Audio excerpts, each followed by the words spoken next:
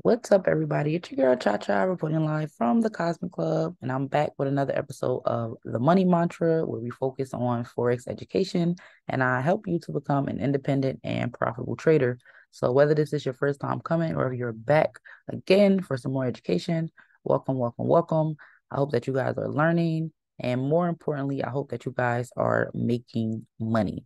One thing I really appreciate about the foreign exchange market is that you don't have to jump right in. You can practice and practice and practice and learn and learn and learn, and even create a demo account so that you don't have to risk your real capital before you actually understand what's going on.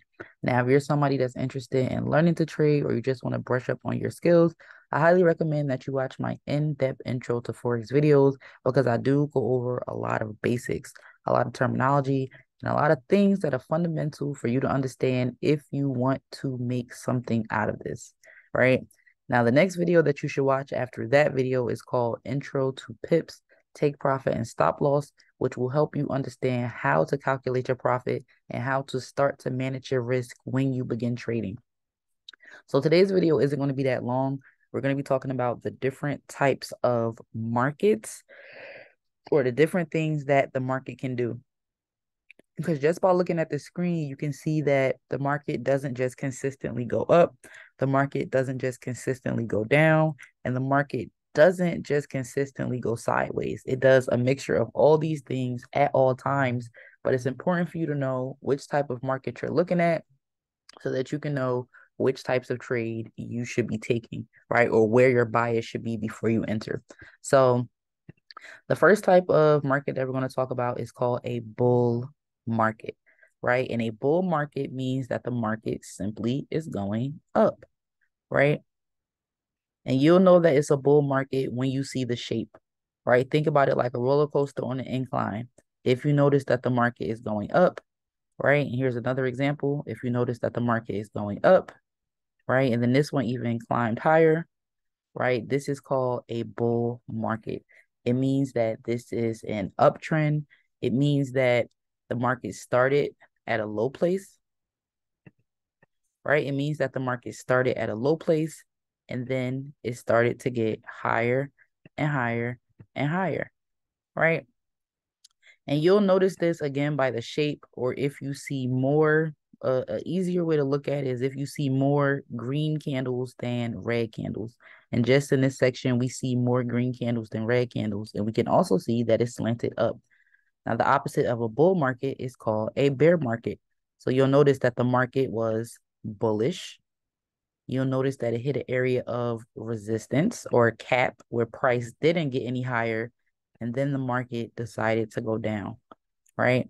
Now, a bear market is represented by a downward shape, or think about a roller coaster on a slope going down. You'll also see more red candles than green candles when the market is bearish. And this is just letting you know that you have more opportunities to sell than to buy. Now, in both of these types of markets, you'll see that there are more green candles, but there are some red candles in between, right? And vice versa. You'll notice that when the market is dropping down, all of these candles aren't red because you do have some pushback from the buyers or some green candles in between. However, the overall trend is down. So again, bullish, up, more green candles, bearish, down, more red candles.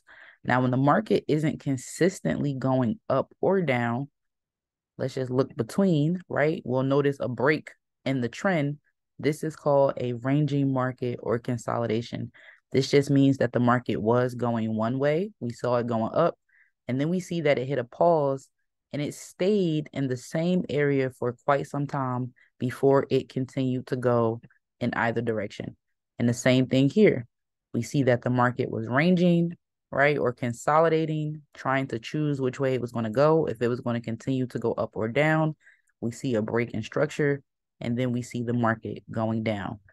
Here's another example of consolidation. We see the market was bearish. We see that it had a hard time deciding whether it was going to continue to go up and down. And then we see that it broke into a bull market, right? And again, this will be happening all throughout the charts on every time frame in every instance. And this is important for you to understand because not every strategy or every indicator works for every market. Some indicators tell you that the trend is going to continue, and that's important. But you also need to recognize when consolidation is happening, right? Because you don't want to get caught up in here.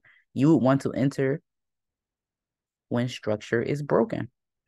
So for example, right, and I'm going to just draw these lines again for the ranging market. And again, ranging just means the market is going up and down for some time. It's not so obvious or consistent like we see with this bearish market and like we see with this bullish market.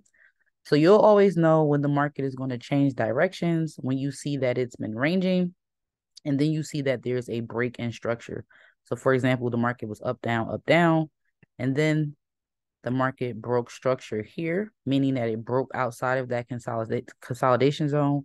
And then that is your signal to get in for the sell. And again, we see that the market was ranging here, right? It was ranging.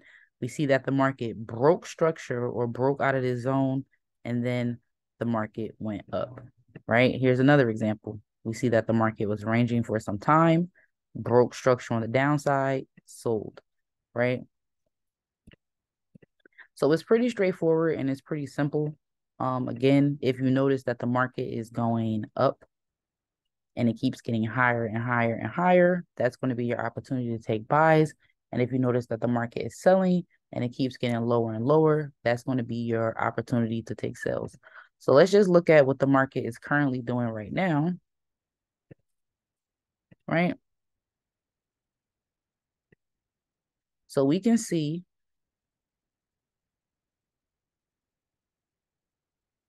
if we were to put a line here, right, where we see the range, and we were to put a line here, right, we can see that the market was going up, right? There was a strong uptrend. We can see that there was a strong uptrend going on. We see that the market broke into this range. We see that the market is currently ranging. And now, although we know that there's a lot of opportunities to buy, we will first want to see if the market is going to break structure going up or if the market is going to break structure going down to see what is the next thing that we should actually do, right? You can also notice that there's a level of resistance here. And resistance means the market was on a bull run and then it stopped. You won't see it getting any higher. You'll see that there's a collection of wicks here telling you that price is having a hard time going higher. Then you notice that the market dropped, right? And then you notice that it started to be in this range. However, we can assess that if the market was to hit this area again, that it may turn around and sell. So we could look for sell opportunities in this area, or we could wait to see if the market breaks structure on the upside and it will continue to buy.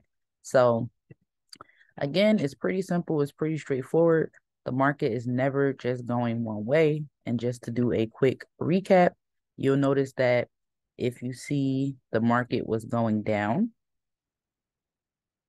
it'll hit an area of support, meaning the candles didn't get any lower. You'll see that the market went up, right? Before it continued to go up, it was ranging, right? You'll see that it broke structure on the upside, continued to buy. You'll see that it was ranging. You see that it broke structure on the downside, hit another area of support, right? Meaning price didn't get any lower. You'll see that it went up. You'll see that it hit a cap or area of resistance, meaning price didn't get any higher. You'll see it drop, hit an area of support.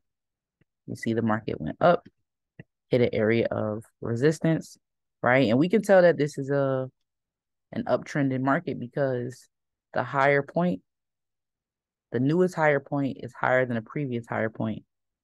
This higher point is higher than this higher point, telling us that the market is going up. However, we don't see it getting any higher right now. We do see that it's ranging, right? So it's either going to hit this same level and come back down, or it's going to break structure on the upside. So again, those are the three types of markets that you'll recognize: a bearish market, right? I'm just highlighting the bearish market. Or you'll notice that the market can be going up, which is a bullish market. right?